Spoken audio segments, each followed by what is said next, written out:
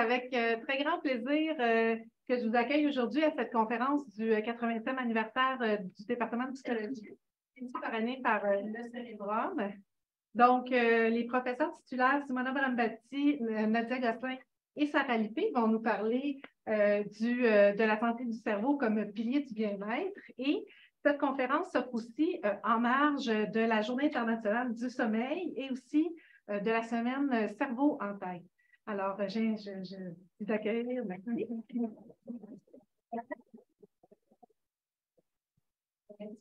Donc, je suis Nadia Gosselin, je suis la première à présenter, puis on voulait faire un petit contexte parce que la présentation d'aujourd'hui, elle a plusieurs mandats, mais le premier mandat, c'est un peu un mandat bonbon, dans le sens qu'on veut faire plaisir.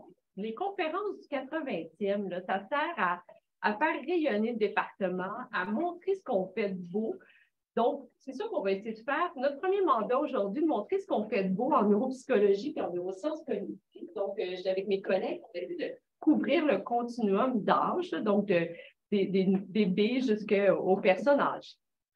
Alors, j'ai été mandatée pour faire la première présentation. Donc, je suis neuropsychologue formée dans le département. J'ai fait mon doctorat ici.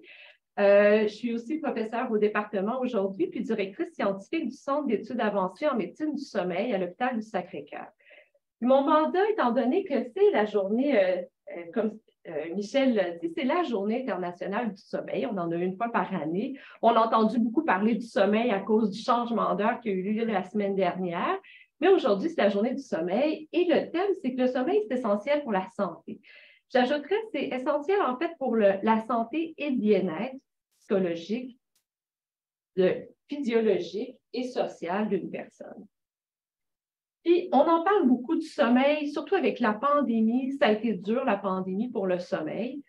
Puis, nos professeurs, nos collaborateurs ont beaucoup été dans les médias. Alors, j'espère que le son va fonctionner, mais j'ai une petite vidéo pour vous où on voit nos chercheurs présentés. Souffre de troubles du sommeil. On estime qu'il y a 25 de la population canadienne qui a des troubles du sommeil qui doivent être traités. C'est immense. C'est vraiment une personne sur quatre qui doivent être traités. Donc, c'est pas juste de pas bien dormir une fois de temps en temps. C'est d'avoir un trouble de sommeil qui devrait être traité. Éventuellement, un manque de sommeil peut mener à des infarctus et des AVC. Miguel, and she's here to talk about this a new study that looked into the sleeping patterns of infants. We found very high proportions of infants not sleeping through the night. L'apnée du sommeil. Donc, on sait qu'il y a un très grand pourcentage de la population qui fait de l'apnée du sommeil. Ce serait entre 20 et 50 de la population. C'est énorme, mais 80 d'entre eux ne sont pas au courant parce que c'est sournois. Donc, un petit aperçu de ce qu'on nous demande dans les médias. Puis, en fait, les personnes qui ont présenté, c'est d'abord Julie Carrier, qui est professeure au département. Ensuite, Alex Deshôtels, qui est un professeur qui enseigne avec moi le cours sur les troubles du sommeil au département. Il y a eu Marie-Hélène Pénestri, qui est une diplômée de psychologie de chez nous, puis moi-même à la fin. Donc, les troubles du sommeil, ça cause 9 des accidents de travail, ça cause de l'absentéisme. Donc, on sait qu'il y a 2 fois plus d'absentéisme et beaucoup moins de productivité chez les personnes qui sont insomniaques. C'est beaucoup de personnes qui sont insomniaques, on le sait. 21 des accidents de la route, en fait, les problèmes de sommeil causent 8500 blessures par année sur la route. Puis, en tout, ça coûte 6,6 milliards en frais directs et indirects seulement pour l'insomnie, qui cause plein d'autres problèmes de santé. Puis, on parlait que la santé du cerveau, c'est important pour le bien-être. C'en est un exemple. Les conséquences des troubles du sommeil sont générales, donc à la fois pour la somnolence et les accidents, pour la santé mentale. On sait que lorsqu'on a de l'insomnie, on va avoir 7 fois plus de risques de développer une dépression par la suite.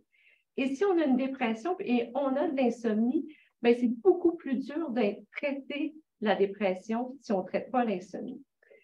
On sait maintenant que les troubles du sommeil sont des facteurs de risque de démence. En fait, il y a même un trouble, le trouble comportemental en sommeil paradoxal, qui est un problème de sommeil où on va agir nos rêves, qui survient chez les personnes plus âgées. C'est un prodrome, donc une maladie qui survient avant la maladie de Parkinson. Comme Dr. Lesotel l'a dit, on est plus à risque d'AVC, de maladies cardiaques avec des troubles du sommeil, notamment à cause du fait que les troubles du sommeil vont augmenter l'hypertension. Ça augmente l'obésité. En fait, c'est pendant le sommeil qu'il y a la sécrétion des hormones, de la gréline, puis de la leptine, qui sont les hormones qui sont liées à la faim et la satiété. Donc, lorsqu'on manque de sommeil, même avec, par exemple, le changement d'heure, on va être plus tenté. Là, si vous avez eu du mal à vous contrôler, là, à peut-être manger des aliments moins bons pour la santé, dites-vous que c'est peut-être, je vois Simona qui fait comme elle fait comme un visage, là. Si vous avez été tenté par des aliments moins santé cette semaine, c'est peut-être parce que vous manquez de sommeil, parce qu'en fait, lorsqu'on manque de sommeil, même juste 1 ou 2 heures de sommeil, on va être plus tenté d'aller chercher des aliments plus caloriques, plus gras que lorsqu'on ne manque pas de sommeil. Donc, si vous voulez perdre du poids, ce n'est pas une bonne idée de couper sur vos heures de sommeil. On sait que les troubles du sommeil, entre autres le fait de travailler à des horaires atypiques, augmente les risques de cancer, c'est un facteur de risque reconnu. Et ça nuit aussi au système immunitaire lorsqu'on a des problèmes de sommeil. Par exemple, le fait de recevoir un vaccin, par exemple pour la COVID, alors qu'on a eu une mauvaise nuit de sommeil, rend le vaccin moins efficace. Donc, le CEAM, le Centre d'études avancées en médecine du sommeil, c'est d'abord une clinique de sommeil qui a une expertise reconnue pour diagnostiquer, traiter les troubles du sommeil. Donc, il y a des médecins, mais aussi des psychologues, une neuropsychologue qui vient de notre programme, qui travaille à la clinique du sommeil. On voit environ 2000 patients par année et ils viennent de partout. Donc, de partout au Québec, mais aussi ailleurs au Canada, aux États-Unis, parfois même de l'Europe, parce que notre clinique a vraiment une spécialité qui est reconnue mondialement. Puis, il y a 850 personnes qui viennent dormir au laboratoire chaque année. Donc, on vient les enregistrer avec des enregistrements polysomnographiques au laboratoire. Les troubles du sommeil, c'est très large. Vous en connaissez plusieurs. J'en nomme ici. Mais on connaît bien l'insomnie, l'apnée du sommeil, le syndrome des jambes sans repos. Hein, aussi au Québec, on a le gène là, du syndrome de jambes sans repos, des impatiences musculaires, donc il y en a beaucoup. On parle de bruxisme, somnambulisme, narcolepsie, hypersomnolence, des cauchemars, des problèmes à s'ajuster au travail de nuit. Donc, il y a tout plein de problèmes de sommeil et on s'intéresse à tous ces problèmes-là. Donc, vous connaissez peut-être certains visages, entre autres Antonio Zadra, qui est professeur au département, qui fait partie de nos chercheurs. Le groupe de recherche, c'est 22 chercheurs, 50 employés, puis une soixantaine d'étudiants qui sont au Centre d'études avancées en médecine du sommeil. On fait de la recherche qui touche le nourrisson jusqu'à la personne âgée. On a publié environ 1500 articles depuis nos débuts, donc jusqu'à ce jour. Et on a des collaborations, évidemment, avec plein d'autres universités partout dans le monde. Puis, on est responsable de la biobanque canadienne de la recherche pour le sommeil. Donc, elle est entre nos murs, cette biobanque-là, où on a 40 000 échantillons de personnes avec troubles du sommeil. Donc, pour faire des analyses, par exemple, génétiques ou protéomiques des troubles du sommeil. Je voulais au moins vous présenter une étude parce que c'est une conférence Cérébrum, puis on parle de science dans Cérébrum.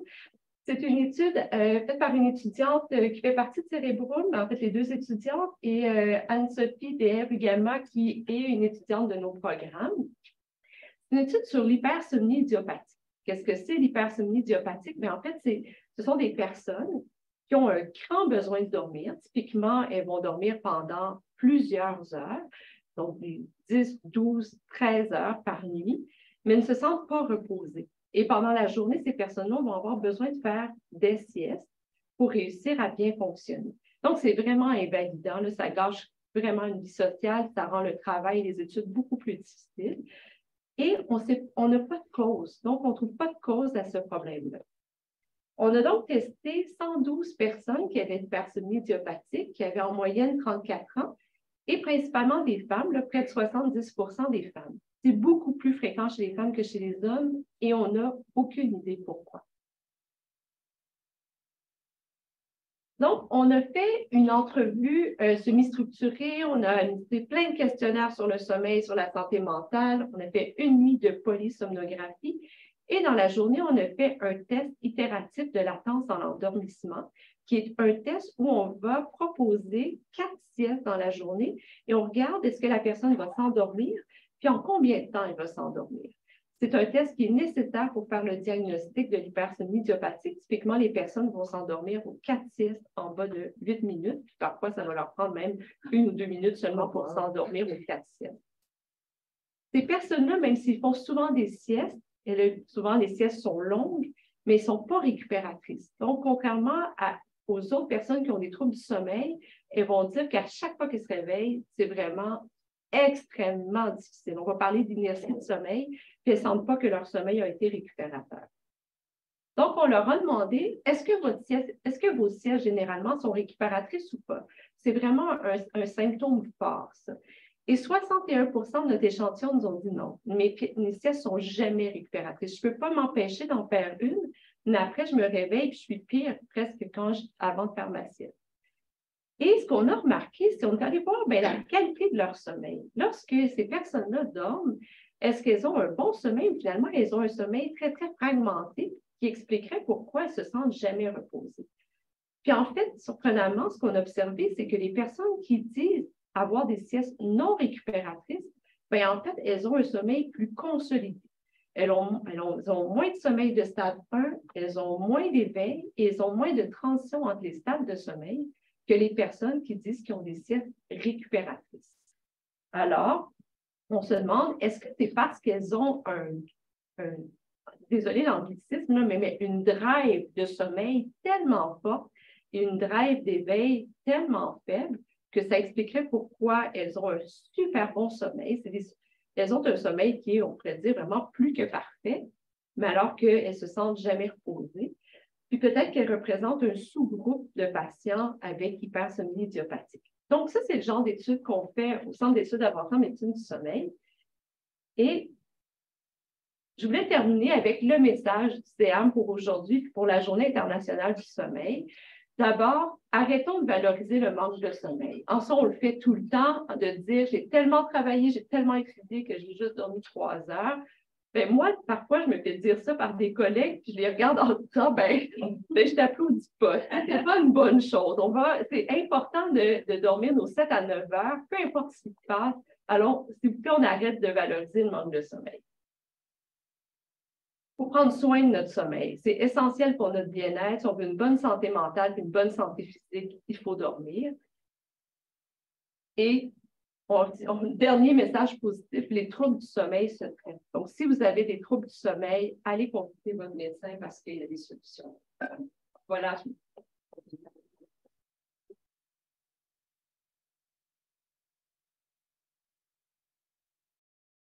Je viens de faire le changement, puis on s'est dit qu'on allait prendre 1, 2 ou 3 questions, là, selon la longueur des questions, entre les présentations qu'il y en a. Mais il y aurait une discussion générale à la fin. Donc, si vous avez tout de suite des réactions ou des questions pendant qu'on fait le transfert, oui? C'est vraiment intéressant cette différence entre les hommes et les femmes au niveau de l'hypersomnie idiopathique. Je me demandais dans les questionnaires quel facteur être contrôlé. Je me demandais également si la vie sexuelle avait un rapport possible avec cette pathologie. Pour les questionnaires, on utilise vraiment une très grande batterie de questionnaires là, sur la dépression, l'anxiété, la fatigue. Puis vraiment, on n'a pas de différence entre les sexes de ce qu'on observe pour l'instant.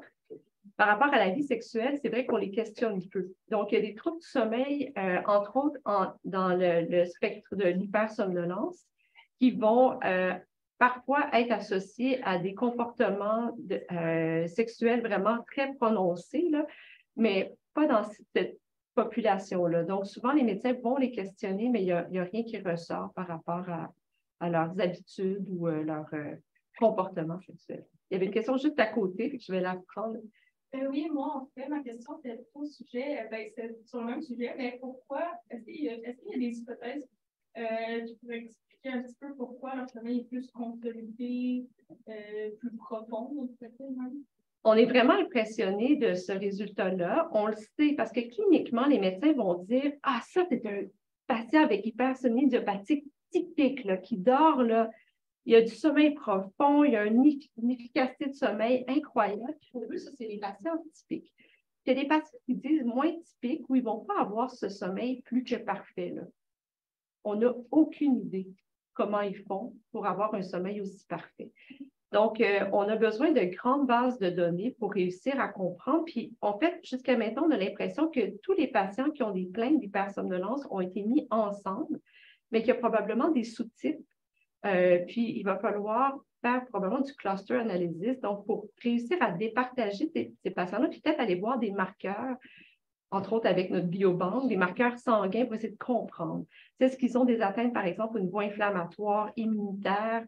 On sait qu'il y a certains marqueurs immunitaires qui sont associés à une durée plus grande de sommeil, plus de sommeil profond dans les hypothèses qu'on va aller tester.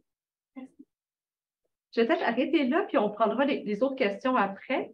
Alors, on va passer à une extrémité du spectre de l'âge avec les tout petits. Sarah Lippé qui va nous présenter une conférence en lien avec le neurodéveloppement. Donc, j'allais te demander, Nadia, est-ce qu'on connaît leur histoire? Est-ce que quand ils étaient bébés, c'était des hyper-dormeurs ou dormeuses aussi? Ce serait intéressant de le savoir. Oui. Donc, oui, je suis Sarah Lippé, puis je suis neuropsychologue aussi. J'ai donc oublié de l'inscrire. J'ai encore une activité clinique même en cours. Alors, et puis, je suis directrice du programme Marie. J'imagine qu'il y a plusieurs étudiants qui sont dans ce programme. Donc, je me suis donné comme mandat aujourd'hui, avec une présentation éclair, seulement 10 minutes, de donner un petit peu un overview de ce qui se fait actuellement, surtout dans mon laboratoire, là, je dois l'avouer. Puis essayer de mettre les études du neurodéveloppement un petit peu dans son contexte actuel. Donc, d'abord, je voulais mentionner qu'évidemment, tous ces projets-là se font pas sans des étudiants extraordinaires, puis du personnel extraordinaire, passionnés et dédiés à leur thèse. Et je regarde une étudiante de mon laboratoire en plein dans les yeux pendant que je dis ça. Donc, effectivement, les travaux que je vous présente aujourd'hui sont vraiment le résultat de quelques thèses là, du laboratoire. C'est aussi le fruit de support par des organismes subventionnaires, puis aussi des collaborateurs très généreux de leur temps puis leurs compétences, et puis également multidisciplinaires. Là. Donc, ça, c'est quelque chose, je pense, qui va peut-être revenir à la fin de notre présentation aujourd'hui, qu'on pourra discuter davantage. Donc, la prévalence des troubles neurodéveloppementaux, elle est très grande. Donc, c'est 8,5 aux États-Unis. Au Canada, c'est à peu près la même chose. Les proportions sont semblables, mais dépendamment de ce qu'on inclut dans les troubles neurodéveloppementaux, ça peut aller même jusqu'à 14 de la population. Puis, je dis la population parce que ce n'est pas seulement la population pédiatrique. Oui, quand on fait les statistiques, ici, c'est la population pédiatrique, mais comme c'est des conditions qui perdurent dans le temps, qui sont chroniques, bien, en fait, c'est la population générale. Donc, ça ne veut pas dire, c'est chronique, ça ne veut pas dire qu'il n'y a pas les symptômes qui vont s'améliorer, mais il y a des éléments qui vont rester tout au cours de la vie. Et à ce jour, le grand drame, c'est qu'on n'a pas nécessairement de traitement, en fait. Donc, on a des traitements pour certains symptômes, mais jusqu'à ce jour, on ne peut pas dire, OK, on a un bébé qui a un trouble neurodéveloppemental, une mutation génétique X ou Y, et puis voici le traitement qu'on va lui donner. On n'a pas cette option-là. Donc, dans tout le corps, là, vous pouvez imaginer toutes sortes de pathologies qui sont même néonatales ou congénitales. Puis, dans plusieurs cas, il y a quand même des options de traitement. Dans le cas des troubles neurodéveloppementaux, il n'y en a pas vraiment, sauf traiter les symptômes. Donc, c'est le grand drame. La raison pour laquelle il n'y en a pas encore, c'est probablement parce que les causes, elles sont multiples. Elles surviennent aussi en cascade, puis ça, c'est un élément très important à comprendre puis à considérer quand on fait des études sur le neurodéveloppement. C'est souvent plusieurs facteurs de risque qui vont mener à un trouble neurodéveloppemental, qui vont faire en sorte qu'il sera maintenu. Ou à l'inverse, on pourra agir sur certains facteurs de risque et donc diminuer la sévérité de l'outcome, du pronostic. Et puis, toutes ces causes-là peuvent interagir entre elles. Donc, parmi les causes, il y a évidemment les causes génétiques. Les causes épigénétiques, donc pendant que le bébé est dans le ventre de la mère, tout ce qui peut se passer à ce moment-là, incluant la consommation d'alcool, des drogues, des contaminants, du stress, la dépression, peuvent avoir un effet sur le neurodéveloppement. La naissance, qu'elle soit prématurée ou avec des incidents au niveau vraiment de l'accouchement, puis les aspects psychosociaux de la famille, de son environnement proche. Donc, les études en neurodéveloppement s'inscrivent de plus en plus, je dirais, surtout depuis les années 80, dans une mentalité qui a vraiment des éléments qui s'inscrivent extrêmement tôt dans le développement, puis tôt, c'est même au niveau de la conception. Donc, cet esprit-là a surtout été poussé par David Barker et ses collègues dans les années 80, surtout en lien avec la santé physique, en fait, des adultes. Donc, il a mis en relation des éléments de la nutrition pendant la grossesse de la mère, puis certaines pathologies cardiaques chez l'adulte.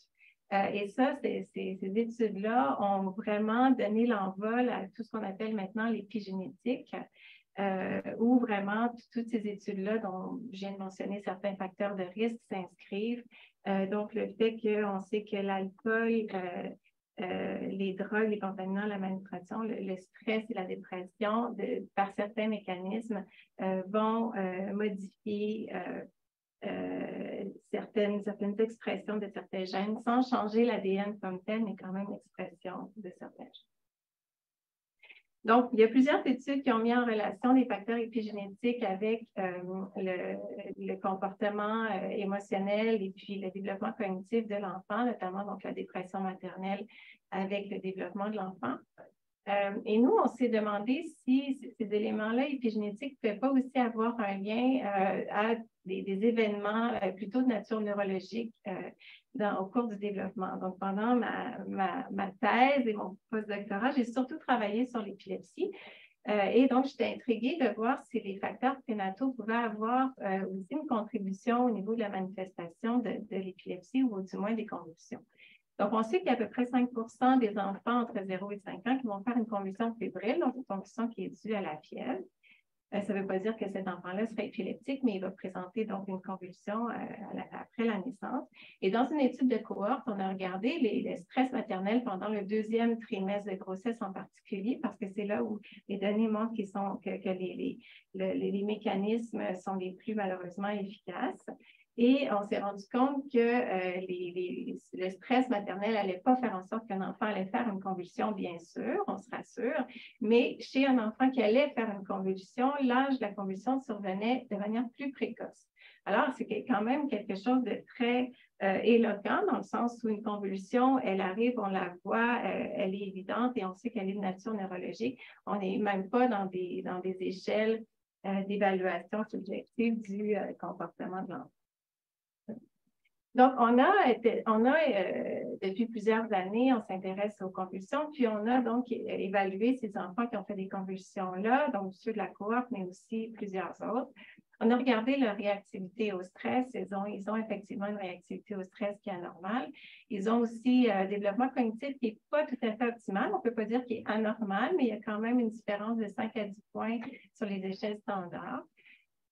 Et moi, j'étais particulièrement intéressée aux mécanismes derrière ça. Donc, on a collaboré avec des gens qui évaluent l'expression génétique au niveau du placenta, qui est vraiment la barrière entre la mère et le bébé. Puis, on s'est rendu compte que chez les enfants qui faisaient une convulsion fébrile, il y avait des modifications au niveau de l'expression des gènes du système des glucocorticoïdes. Donc, ça, on n'est pas tellement surpris, mais aussi de la sérotonine. La sérotonine, c'est un système de neurotransmetteurs qui est très important pour le développement cérébral, puis à certains égards, qui est impliqué aussi dans les phénomènes de dépression chez la mère, mais dans la population générale aussi.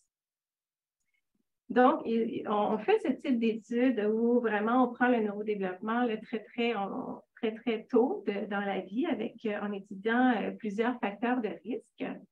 Et on veut aussi suivre ces enfants-là d'une manière la plus objective possible. Donc, je m'intéresse surtout à l'électroencéphalographie comme méthode d'investigation parce que c'est objectif, parce qu'on peut installer les filets d'électrodes sur les bébés.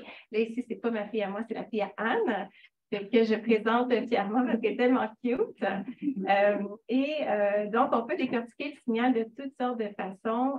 Et pendant les dernières années, on a fait plusieurs publications pour comprendre comment le signal électrocéphalographique répond finalement à la maturation cérébrale, donc à quel point il est sensible à la maturation cérébrale.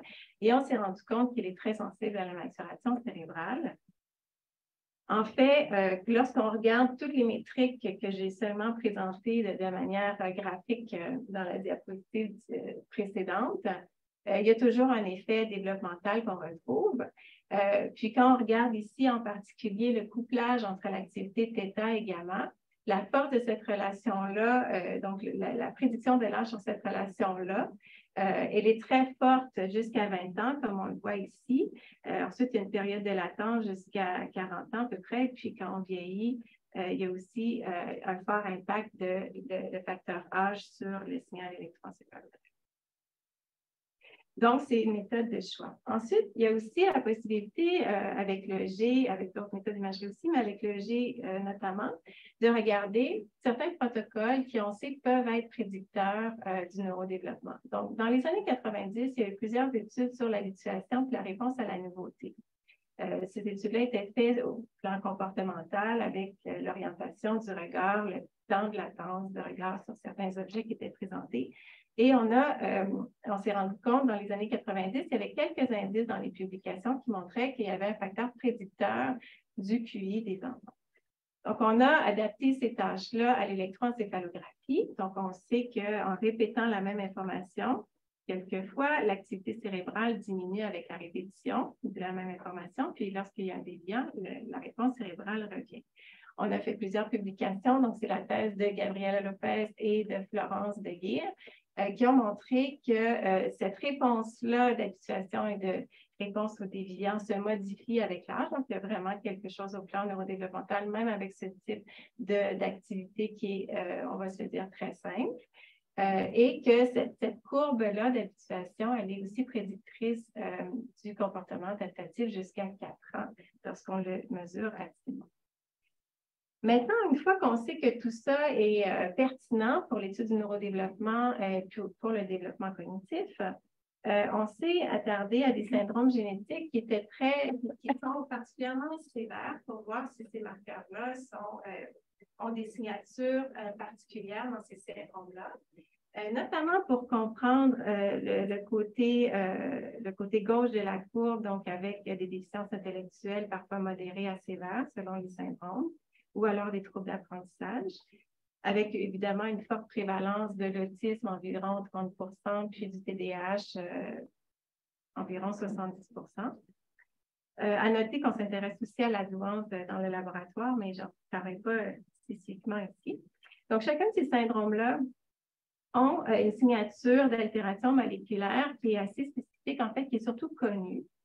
Donc, voici mon diagramme qui est extrêmement compliqué, mais c'est pour montrer que ces syndromes-là ont des altérations au niveau de l'expression de certaines protéines qui vont altérer des voies moléculaires spécifiques.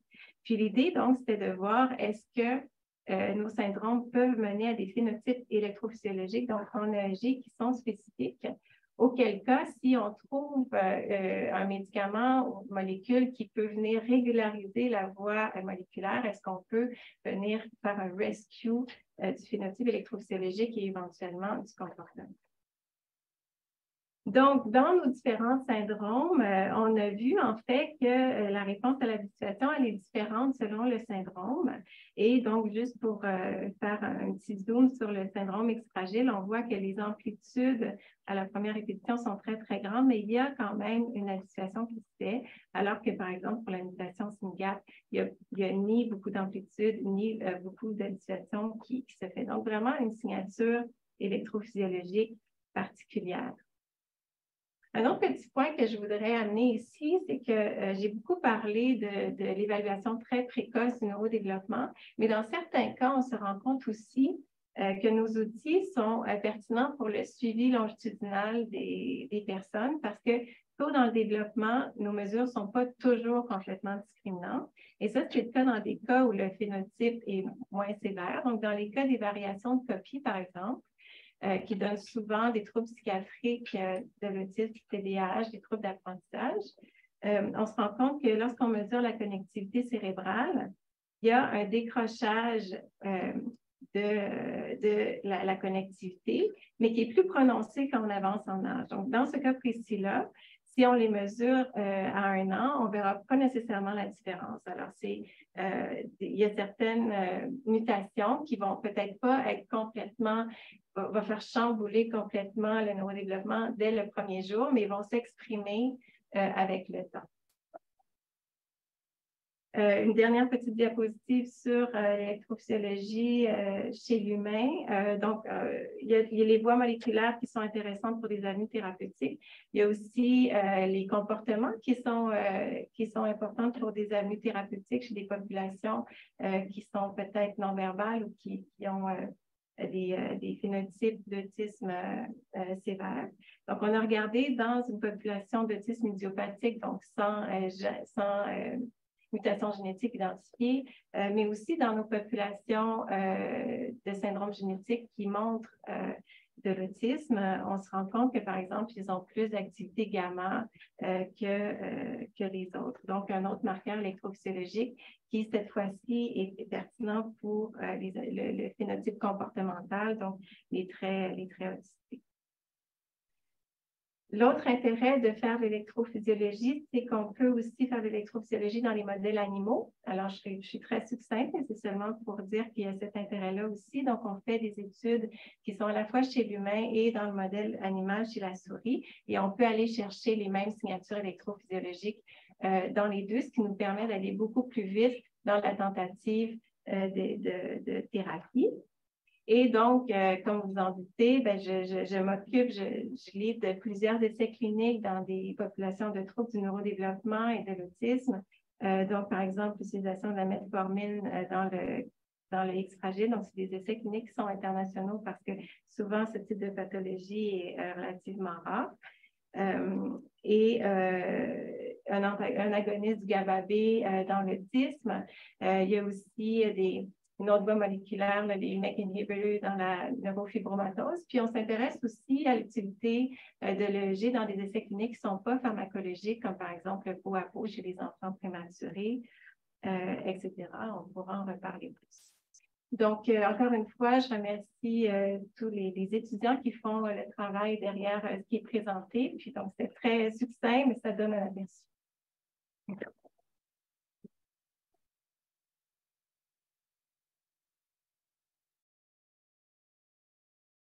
On peut prendre une ou deux questions le temps qu'on change la présentation. Une question.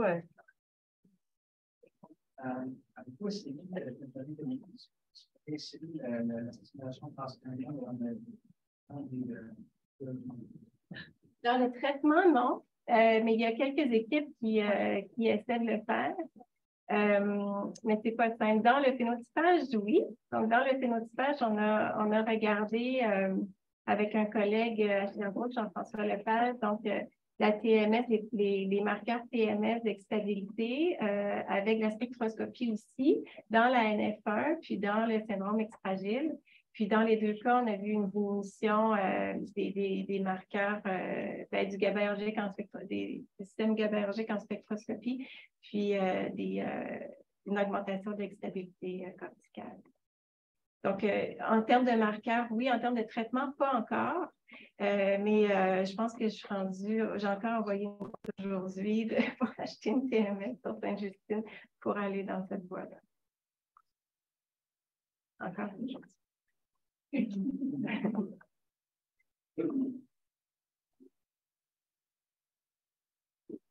Bonjour, merci beaucoup. Merci Nadia parce que j'ai acheté une quantité de brownies pour subventionner le bal des finissants à la cafétéria dans les dernières 2 semaines. Je pensais d'être devenue extrêmement généreuse envers la communauté étudiante, mais tu me rassures que je devais seulement aller dormir quelques heures. Donc, voilà. Alors, aujourd'hui, dans l'exercice d'essayer en 10 minutes de faire un portrait des réalisations dans le laboratoire Lingua, qui c'est le laboratoire que je dirige à l'Institut de gériatrie de Montréal. En fait, avec les mathématiques, c'est le vieillissement, les maladies reliées au vieillissement, mais plus à un niveau cognitif, ben, je m'intéresse au langage. Ma programmation de recherche s'inscrit dans les neurosciences du langage. Pourquoi le langage? Ben, c'est essentiel pour les relations sociales, les échanges. Quand on a un trouble de langage, c'est très important sur la qualité de vie, sur des personnes qui ont perdu cette capacité. C'est un thème central dans les neurosciences cognitives, mais c'est un thème qui est à l'interface de plusieurs disciplines à un niveau fondamental, social, clinique. Donc, une approche intersectorielle, interdisciplinaire est souvent la meilleure façon pour adresser les questions de recherche dans ce domaine. Aujourd'hui, je ne vais pas vous faire un cours théorique sur toutes les maladies associées aux troubles de langage et au vieillissement, mais je veux juste que vous reteniez un concept pour bien suivre la présentation. On sait qu'il y a des patients qui ont des maladies neurodégénératives qui débutent avec des troubles de mémoire et d'habitude, ils reçoivent un diagnostic de maladie d'Alzheimer. Ici, ce que je vous présente, c'est qu'il y a aussi des personnes qui ont maladie neurodégénérative. Ils n'ont pas de troubles de mémoire au tout début de leur maladie. Ce n'est pas le problème prédominant, le trouble de mémoire, mais c'est le trouble de langage qui se présente en premier. Et on appelle ça les aphasies primaires progressives. Donc, aphasie, vous l'avez étudié, c'est un trouble acquis du langage associé et progressif parce que c'est associé aux maladies neurodégénératives. Il y a plusieurs types d'aphasie primaire progressive, mais encore une fois, aujourd'hui, on parle juste d'une variante que je vais appeler pendant toute la présentation la variante sémantique. En fait, les patients avec cette maladie ont une détérioration progressive de la mémoire sémantique, c'est-à-dire qu'ils perdent les connaissances du monde à l'extérieur. Et donc, en fait, comme vous pouvez imaginer, les symptômes principaux sont un manque de compréhension des mots. Si je dis à un patient avec cette variante sémantique, donne-moi la fourchette, il pourrait me répondre, c'est bon, fourchette. Et des troubles de dénomination. Quand on dit ça, c'est très, très clair. Donc, Alzheimer, problème de mémoire, variante sémantique, problème de dénomination et compréhension, tout est clair. Mais la réalité clinique, des fois, est beaucoup plus complexe que ça. Ça, c'est le travail de mon ex-étudiant Maxime Montalvo. En fait, on voit ici que les variantes sémantiques, ils ont un niveau de performance dans les tests de dénomination qui est beaucoup plus bas que les contrôles. Mais si on va tester un patient avec la maladie d'Alzheimer, on trouve que ce n'est pas au même niveau d'une variante sémantique, mais lui, quand même aussi, il montre une performance qui n'est pas équivalente à la performance d'un contrôle. Le travail de Maxime, c'était un peu d'essayer de comprendre si la nature cognitive et neuroanatomique des problèmes dans ces deux maladies était la même. Il a essayé déjà de faire des tests de dénomination au lieu d'utiliser des items de la vie quotidienne, des objets communs, d'essayer avec des items uniques comme les personnes célèbres, les logos, les places célèbres. C'est des items uniques parce qu'ils ont une association unique entre le nom et la présentation visuelle. Et ils ont vu qu'en réalité, la maladie d'Alzheimer et la variante sémantique, ils avaient un peu le même profil. Ce que vous voyez ici, c'est que pour tous les deux, en fait, la dénomination des personnes célèbres était la chose la plus difficile. Donc, ils avaient encore une fois à des niveaux différents, beaucoup plus sévères pour la variante sémantique, mais ils avaient un profil similaire. La vraie différenciation entre les deux, on l'a eu quand il a essayé de poser des questions par rapport aux items que les patients ne pouvaient pas nommer.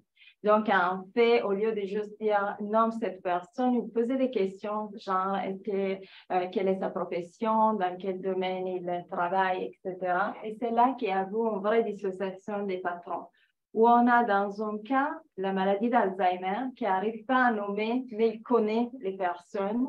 Et d'un autre côté, on a la variante sémantique qui a des problèmes à nommer, mais aussi à répondre à des questions spécifiques. Donc, c'est là qu'on a dit, la nature des déficits de dénomination à niveau cognitif est différente. Probablement, la maladie d'Alzheimer, le problème est qu'il connaît les objets, les choses autour, mais il n'arrive pas à produire le bon mot. Tandis qu'avec la variante sémantique, ils n'arrivent pas à nommer parce qu'ils ne savent pas c'est quoi l'objet. Et en fait aussi, d'un point de vue anatomique, on a eu une confirmation de ça. En fait, dans la maladie d'Alzheimer, la performance en dénomination corrélée avec l'atrophie dans des régions temporaux-pariétales qui sont des régions plus associées à l'accès lexical, tandis que dans la variante sémantique, c'était plus associé à l'atrophie dans les régions temporales antérieures. Et encore plus que ça, on a fait une étude en resting state, fMRI. On mettait des régions d'intérêt dans les régions temporales antérieures, donc sémantiques, et des régions postérieures, donc plus d'accès lexical. Et ce qu'on voyait, c'est que la variante sémantique avait une déconnexion dans le réseau fonctionnel qui était ancré aux régions sémantiques, tandis que la maladie d'Alzheimer, il avait une déconnexion dans le réseau sémantique qui était ancré aux régions lexicales. Et en fait, ce qui est intéressant, c'est que cette déconnexion corrélait avec la performance en dénomination. Donc, deux études différentes, deux méthodes complètement différentes, mais ils arrivaient à la même conclusion que la nature anatomique et cognitive des déficits très similaires dans ces deux populations était différente. Et en fait, c'est qu'on a vu cette dissociation est en ligne avec les modèles des dénominations qu'on a obtenus avec des sujets en santé, qu'il postule qu'en fait, les habilités de dénomination chez les personnes en santé reposent sur deux voies, un peu comme le système visuel, qu'on a la voie de what and where. Avec la dénomination, on a un peu la même idée, avec un réseau qui est plus dorsal, qui va vraiment chercher l'aspect phonologique et la transformation des sons et du discours. Et on a une voie plus ventrale, qui c'est la voie ici, qui permet d'accéder au sens des mots. On s'est demandé alors, mais est-ce que, là, on est à niveau de traitement des mots isolés. Est-ce qu'on peut essayer d'avoir un petit peu le sens des problèmes que ces populations ont avec le discours? En clinique, nous, on évalue le discours avec la description d'image. On montre une image à des participants et on demande de décrire tout ce qui est représenté sur l'image en utilisant des phrases. Pourquoi on a voulu passer du traitement des mots isolés au discours? C'est déjà grâce à Joémie, étudiant au laboratoire, on avait vu que dans la phase post-stroke, post-AVC, il y avait un lien entre la performance en dénomination et le discours. C'est clair, même nous, quand on y pense, si quelqu'un n'arrive pas à prononcer les bons mots au bon moment dans son discours, et son discours, ça peut être plus lent, plus hésitant, avec plus de pauses, peut-être avec des phrases un petit peu plus courtes. Donc, il y a un lien entre le traitement des mots isolés et le discours. Mais ce qui m'a intrigué encore plus, c'est que le développement du Natural Language Processing, de l'intelligence artificielle, etc., donnait pour la première fois dans les dernières années des outils pour analyser le discours de façon plus efficace. Ça veut dire qu'il y a 15 ans, en clinique, on faisait une tâche de description d'image. On écrivait chaque mot que le patient disait. On comptait combien de mots le patient disait. On faisait des ratios et on faisait comme ça. Mais ça prenait énormément de temps et donc les cliniciens utilisaient plus de cela. Tandis qu'aujourd'hui, on peut mettre un audio file dans un algorithme qu'il peut le transcrire plus ou moins automatiquement et qu'il peut extraire plus ou moins automatiquement le nombre des mots, des noms, etc., la structure grammaticale. Et donc, il est capable, avec un processus beaucoup plus simple, de sortir une panoplie de variables intéressantes pour caractériser le discours dans un temps qui est plus raisonnable. Et en fait, j'ai lancé ce défi à Antoine Legers qui a travaillé dans mon laboratoire. J'ai dit, OK, essayons de prendre ces instruments de l'intelligence artificielle pour répondre à une question clinique. En fait, toutes les études qu'on avait trouvées, ils essayaient de différencier les patients des contrôles et ils arrivaient assez bien. Mais quand on demande à une clinicienne, « Ah, mais je suis en train de tester quelque chose que si je donne le discours, il est capable de me dire c'est ça, c'est un patient avec démence ou pas », le clinicien, il dit « Mais moi aussi, si quelqu'un rentre dans mon bureau, je peux comprendre assez facilement si quelqu'un a un problème ou pas. Peut-être pas dans les détails, mais je peux vous dire c'est qui. Ce qui m'intéresse, il me disait, c'est que si avec cette information-là, par exemple, tu peux me prédire la pathologie. Si les personnes ont de l'amyloïde dans le cerveau, parce que moi, pour découvrir ça, je dois envoyer le patient à faire un scan, à faire des procédures très invasives. Donc, c'est plus intéressant pour moi s'il arrive un patient qui ne parle pas bien, par exemple, de deviner quelle est sa pathologie. Alors, on a pris le défi clinique et en fait, on a essayé avec 117 patients. Ils étaient tous avec un diagnostic de démence avec une aphasie progressive primaire. Donc, pas de contrôle, juste des patients. Et on avait les données qui nous disaient si les personnes avaient de l'amyloïde dans le cerveau ou pas. L'amyloïde, c'est la protéine qu'on retrouve dans la maladie d'Alzheimer. Et on disait, ben, on va voir si juste avec l'analyse des 2 minutes de langage, mon système est capable de deviner qui a l'amyloïde dans le cerveau ou pas. Donc, on a fait faire la tâche, on a extrait toutes les variables, on a fait notre prédiction.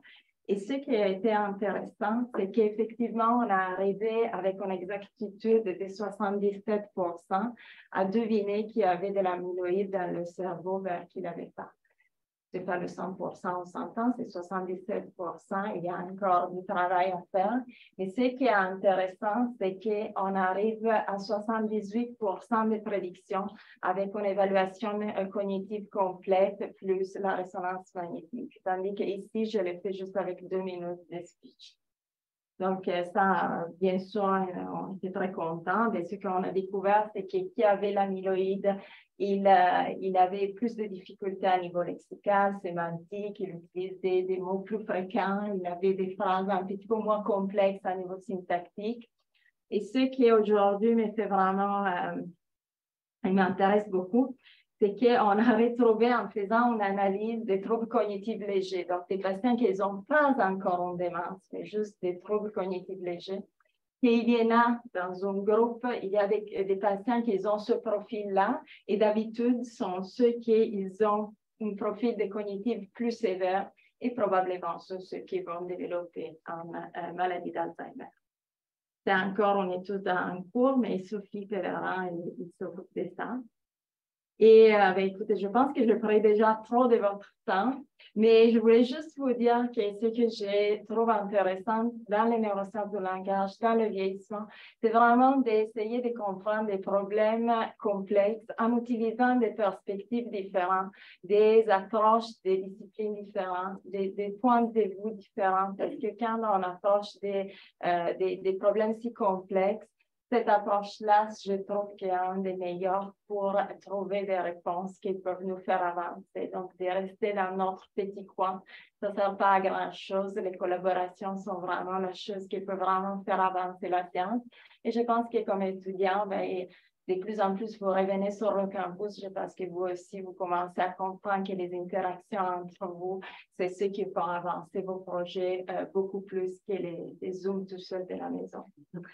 On a plusieurs professeurs au département qui travaillent à l'Institut de gériatrie, qui travaillent en vieillissement, c'est pas juste moi.